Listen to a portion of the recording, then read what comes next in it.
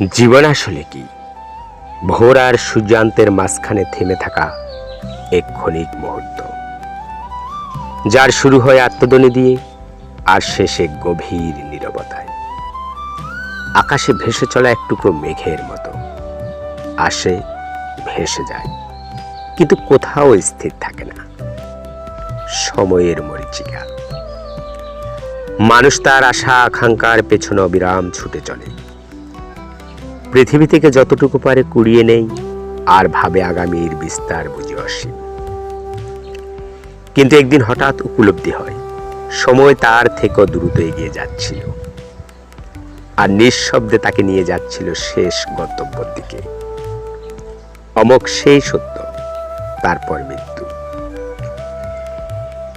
এক অবধারিত বাস্তবতা, যা কারো অপেক্ষা করে না, কারো অনুমতিও নেই না, হঠাৎ করে সেই সব কোলাহল থামিয়ে দেই।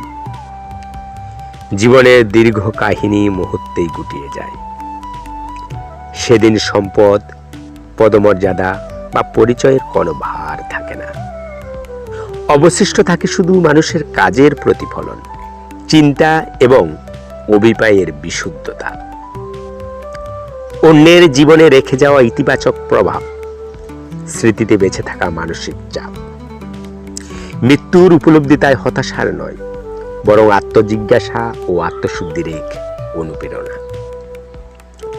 এটি আমাদের চাওয়া পাওয়াকে আরো সংযত করে, মনকে করে ভারসাম্যপূর্ণ।